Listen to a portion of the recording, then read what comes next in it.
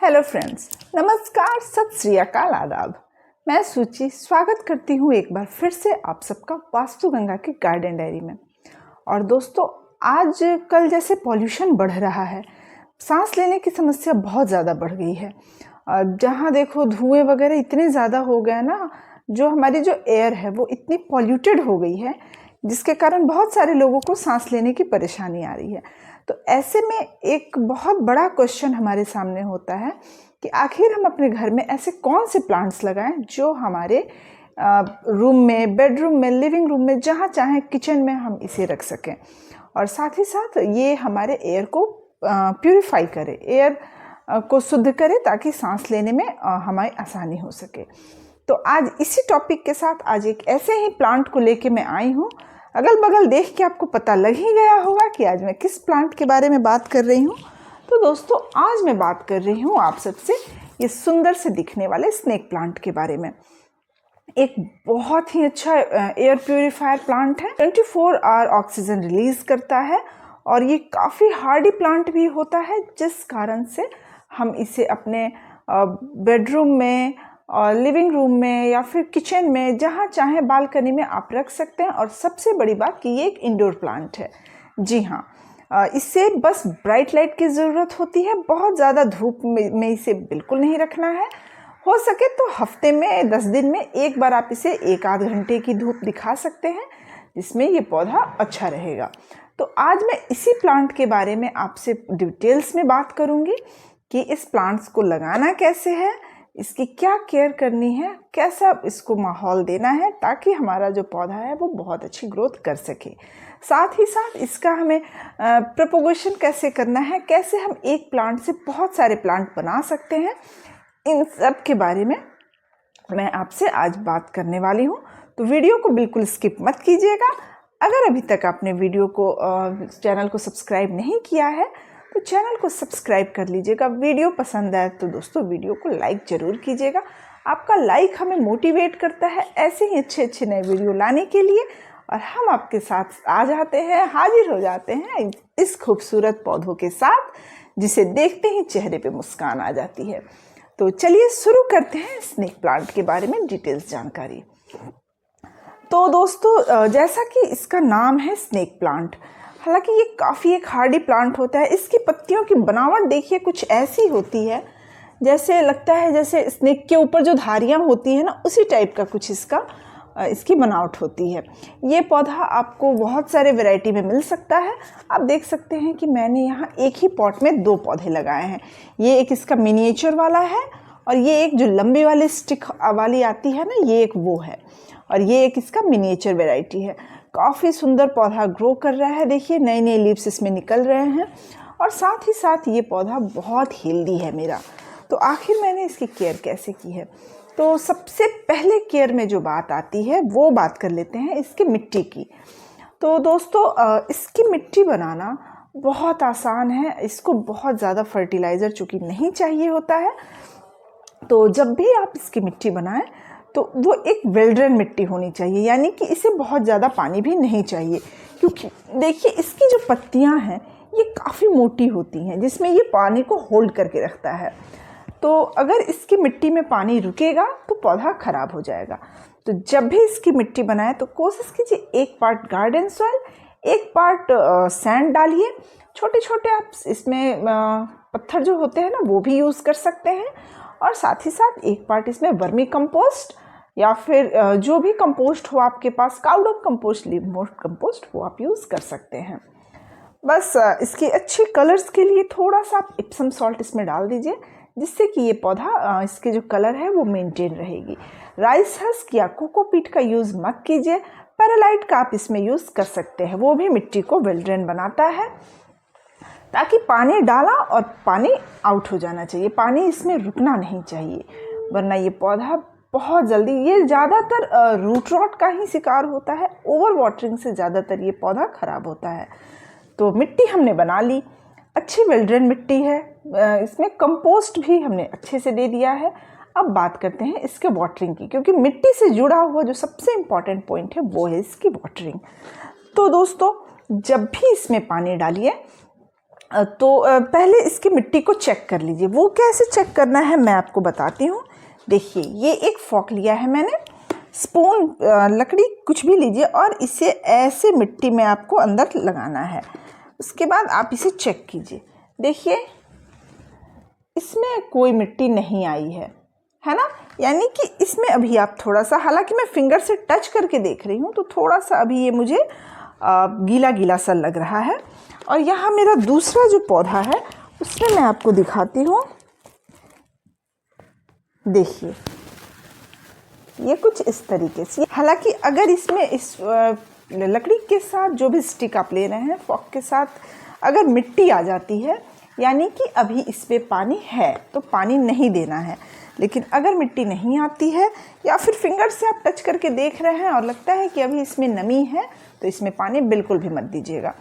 अगर आप बहुत बिजी शेड्यूल है आपका, आप बहुत ज़्यादा बाहर रहते हैं या फिर जॉब आपका टफ है, तो दोस्तों ये पौधा आपके लिए बिल्कुल परफेक्ट है, क्योंकि इसे बहुत केयर की ज़रूरत होती नहीं है। तो इसे आप लगा लीजिए और आप 10 दिन में एक बार पानी दीजिए। क्योंकि ये इंडोर रहता है तो पानी की बहुत ज़रूरत भी इसे नहीं होती है। तो आप 10 दिन में एक बार पानी दीजिए, 12 दिन में एक बार पानी दीजिए, चलता है। मिट्टी चेक कीजिए, मिट्टी सूखी हो तभी पानी दीजिए। अब अगला जो इम्पोर्टेंट पॉइंट है इसका सनलाइट। दोस्तों, ये इसे आपको डायरेक्ट सनलाइट से बचा के रखना पड़ेगा। ये डायरेक्ट सनलाइट में ये पौधा सरवाइव नहीं करता है। इसे आप इनडायरेक्ट सनलाइट ऐसी जगह रखिए जहाँ छनी हुई धूप आती हो। जैसे आप अपने रूम में या फिर कहीं पे किचन में खिड़की के पास रखती हैं, या फिर ब्राइट लाइट जहाँ आती हो वहाँ रख दीजिए, अच्छी हवा आती हो, तो उस जगह पे ये पौधा बहुत अच्छा सरवाइव करता है और साथ ही साथ ये काफ़ी अच्छा ग्रो करता है। तो डायरेक्ट सनलाइट में अगर आप इसे रखते हैं तो ये बहुत जल्दी ख़राब होने लगता है। तो इसे आप इंडोर ही रखिए तो ज़्यादा अच्छा रहेगा। अगला जो इम्पोर्टेंट पॉइंट है वो है इसका फर्टिलाइज़र।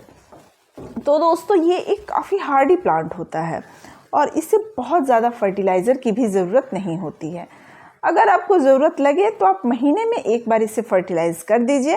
फर्टिलाइज़र में आप कोई भी ऑर्गेनिक फर्टिलाइज़र का यूज़ कर सकते हैं। वर्मी कंपोस्ट, काउडंग कंपोस्ट, जो भी हो आप वो यूज़ कर लीजिए। अभी तक मैंने इसमें किसी भी इंसेक्ट का अटैक नहीं देखा है, किसी भी तरह का फंगस, ज़्यादातर इसमें फंगस लग जाता है। इंसेक्ट का अटैक तो जल्दी नहीं होता है, लेकिन फिर भी आप अगर सेफ साइड लेके चलते हैं तो आप इसमें कभी कभी नीम ऑयल का स्प्रे कर दीजिए। 1 लीटर पानी में 2 से 3 बूंद आप नीम ऑयल का डालिए। और चूँकि ये एक ऑयल होता है तो ये जल्दी पानी में मिलता नहीं है, घुलता नहीं है, तो उसके लिए आप उसमें थोड़ा सा डिटर्जेंट डाल दीजिए और डाल के अच्छे से उसको मिक्स करके इस पौधे में चारों तरफ स्प्रे कर सकते हैं, सेफ साइड के लिए। हालांकि जल्दी मैंने देखा नहीं है। हाँ, अब मैं बता रही थी कि फंगस लग जाता है। तो फंगस क्यों लगता है? तो दोस्तों, इसके जो रूट्स होते हैं ना, चूँकि ओवर वाटरिंग कभी कभी हो जाती है, जिसके कारण इसके रूट्स में कभी फंगस लग जाते हैं और पौधा धीरे धीरे मरने लगता है। और उस केस में आप इसमें कोई भी फंगिसाइड ले लीजिए। मैं जनरली साफ फंगिसाइड का ही यूज़ करती हूँ। तो कोई भी एक फंगिसाइड ले लीजिए और उसे पानी में मिक्स करके आप इसके रूट्स, ये किनारे किनारे जो रूट्स हैं, हल्की मिट्टी की गुड़ाई कर दीजिए और गुड़ाई करके फंगिसाइड का पानी इसमें डाल दीजिए। आप इसमें महीने में एक बार नीम की खली भी यूज़ कर सकते हैं। नीम का खल जो है वो भी फंगस को रोकने का काम करता है। साथ ही साथ वो एक माइक्रो न्यूट्रिएंट्स उसमें होता है जो पौधे के लिए इम्पॉर्टेंट है। तो आप इसमें वैसे ही मिट्टी की गुड़ाई करके महीने में या फिर 20 दिन में एक बार 1 मुट्ठी या फिर अपने पॉट के साइज़ के अकॉर्डिंग नीम की खली, मिट्टी की गुड़ाई कीजिए, चारों तरफ इसमें नीम की खली डाल दीजिए और फिर उसको ढक दीजिए। तो इससे आपका पौधा भी हेल्दी रहेगा और ये जो है इसके फंगस का जो चांस है वो भी नहीं रहेगा।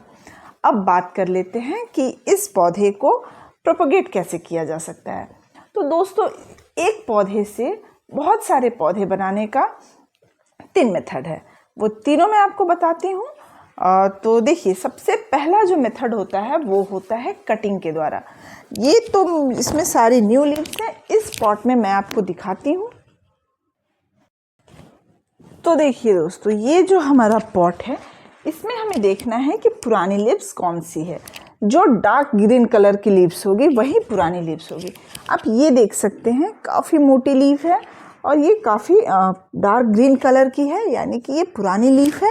ये देखिए, ये आप देख रहे हैं, इसमें ये जो दिख रहा है आपको, ये देखिए लाइट कलर का है, यानी कि ये न्यू लीफ है। तो इससे जो ग्रोथ के चांस हैं वो थोड़े कम हो जाते हैं, हालांकि हो जाएगा पर थोड़ा कम रहता है चांस। लेकिन जैसे ये पत्ती है काफ़ी मोटी नज़र आ रही है, ये पत्ती काफ़ी मोटी है, काफ़ी ग्रीन है, तो ये हमारा प्रोपोगेशन के लिए बिल्कुल रेडी है। तो करना ये है कि आप यहाँ नीचे से इसको कट कीजिएगा। चूँकि मुझे अभी मैं बस आपको दिखा रही हूँ तो मैं यहाँ से आपको कट करके दिखाती हूँ। इसको ऐसे कट कर लेना है। एक लीफ से आप बहुत सारे पौधे बना सकते हैं। और नीचे से इसको कुछ इस तरीके से, देखिए ये वी शेप बनाते हुए इसे थोड़ा कट कर लीजिए। ऐसा करने से देखिए दोस्तों, ये मैंने इसे वी शेप में कट कर लिया है। और अब इसे यहाँ से इसके रूट्स जो है ना, यहाँ से इसके रूट्स डेवलप होंगे और ये थोड़ा सा ज़्यादा स्पेस मिल जाता है रूट्स को निकलने के लिए और इसमें बहुत अच्छी रूटिंग होती है। तो बस ये ध्यान रखना है कि जैसे इसमें आप छोटे छोटे 3-4 टुकड़े कर रहे हैं, तो ये ध्यान रखिएगा कि नीचे का जो पार्ट है वो नीचे रहना चाहिए। यानी यहाँ कट किया, यहाँ पे एक मार्क कर लीजिए। मैं करके ही दिखाती हूँ आपको। देखिए जैसे हमने यहाँ से इसे कट किया है ना, तो हमें पता है कि ये नीचे का पार्ट है। तो अब हमें यहाँ छोटा सा मार्क कर लेना है ताकि, और इसी पार्ट को हमें नीचे मिट्टी में डालना है। तो अगर आप चाहें तो इसे पानी में भी रख के प्रोपोगेट कर सकते हैं। एक किसी कंटेनर में, किसी बॉटल में पानी लीजिए और उसे यहाँ तक डिप करके उसमें डाल दीजिए। हालांकि इस मेथड में थोड़ा टाइम ज़्यादा लगता है दोस्तों, पानी में इसके रूट्स निकलने में थोड़ा सा समय ज़्यादा लगता है। तो मैं आपको सजेस्ट करूँगी कि आप इसे सेकंड जो मेथड है इसका वो अपनाइए। इसे आप सैंड में प्रोपोगेट कर सकते हैं। तो आप एक पार्ट सैंड ले लीजिए या फिर आप इसे डायरेक्ट सैंड में लगा दीजिए। सैंड में किसी भी पौधे की रूटिंग बहुत जल्दी होती है, बहुत जल्दी उसमें रूट्स आ जाते हैं। ये जो नीचे वाला पार्ट है यहाँ आप इसमें एलोवेरा जेल लगा दीजिए और एलोवेरा जेल लगा के इसको सैंड में डायरेक्ट ऐसे लगा दीजिए। देखेंगे लगभग 2 हफ्ते 3 हफ्ते में ही आपको यहाँ से बहुत अच्छी रूटिंग दिखाई देगी, इसकी बहुत अच्छे रूट्स इसके निकल आएंगे। इसके अलावा अगर आप चाहते हैं तो एक पार्ट सैंड, एक पार्ट मिट्टी और एक पार्ट कंपोस्ट, ये तीनों को मिक्स कर लीजिए और मिक्स करके उसमें भी इस पौधे को लगा देंगे। जब इससे नए पौधे आएंगे तो धीरे धीरे आप नोटिस करेंगे, जब इसके रूट्स निकल आएंगे, यहाँ से इसके बेबी प्लांट जब निकल के आएंगे तो ये जो मदर प्लांट है ये धीरे धीरे सूख जाता है। तो उसकी कोई चिंता नहीं करनी है, कोई टेंशन नहीं है। ये सूख जाएगा तो क्या हुआ, इसके बेबी प्लांट्स यहाँ से नीचे से निकल आते हैं। तो ये तो हुआ सेकंड मेथड। तीसरा मेथड है इसके बेबी प्लांट को अलग करना। देखिए ये कुछ ही दिन पहले मैंने इसके बेबी प्लांट को अलग करके लगाया हुआ है और देखिए ऐसे इसके जो प्लांट है ना, ऐसे छोटे छोटे, और देखिए इसमें से न्यू ग्रोथ होनी शुरू हो गई है। तो ऐसे ही इसमें भी नए नए ग्रोथ आते रहते हैं, नए नए छोटे से नीचे पप्स निकलते रहते हैं। बस आपको उस पप्स को सेपरेट कर लेना है और सेपरेट करके इसे लगा देना है, जैसा कि मैंने आपको मीडिया बताया है। इसे मैं अब फिर बाद में लगा दूंगी। ये मैंने स्पॉट से निकाला था और स्पॉट में मैंने इसे ट्रांसफ़र किया है। तो मैंने प्रोपोगेशन आपको बता दिया कि 3 मेथड से आप इसे प्रोपोगेट कर सकते हैं। अब लास्ट जो इसका एक इम्पॉर्टेंट पॉइंट छूट रहा था, लेकिन छूटना नहीं चाहिए। तो लास्ट इसका जो इम्पॉर्टेंट पॉइंट है वो है इसका पॉट। देखिए दोस्तों, ये मैंने एक बाहर पॉट लगाया है और ये रहा अंदर का पॉट। लगभग ये 6 इंच का पॉट है और 6 इंच के पॉट में भी ये पौधा कितना हेल्दी है, कितने अच्छे से सर्वाइव कर रहा है। यानी कि इसे बहुत बड़े पॉट की ज़रूरत नहीं होती है। आप चाहें तो इसे छोटे पॉट में भी लगा सकते हैं, लेकिन जैसे कि ये पौधा बहुत जल्दी मल्टीप्लाई होता है। नीचे से इसके चारों तरफ से इतने सारे बेबी प्लांट आते हैं ना, देखिए ये कैसे घना होता जा रहा है ना। ये पौधा जो है ये मेरा थोड़े बड़े पॉट में है, लगभग 8 इंच का ये पॉट है। चूँकि नीचे से बहुत जल्दी मल्टीप्लाई होता रहता है तो और ये धीरे धीरे पूरे पॉट को कवर कर लेगा, क्योंकि स्नेक प्लांट को बंच में रहना ज़्यादा पसंद है, एक साथ ज़्यादा संख्या में रहना पसंद है, इसे सिंगल सिंगल रहना पसंद नहीं है। और ये बहुत जल्दी मल्टीप्लाई भी होता है। इसके रूट्स में इतना ये पावरफुल इसके रूट होते हैं कि अगर जब ये पॉट भर जाए और आप इसे टाइम से रिपोर्ट नहीं करते हैं तो ये जो पॉट है इसे तोड़ भी सकता है।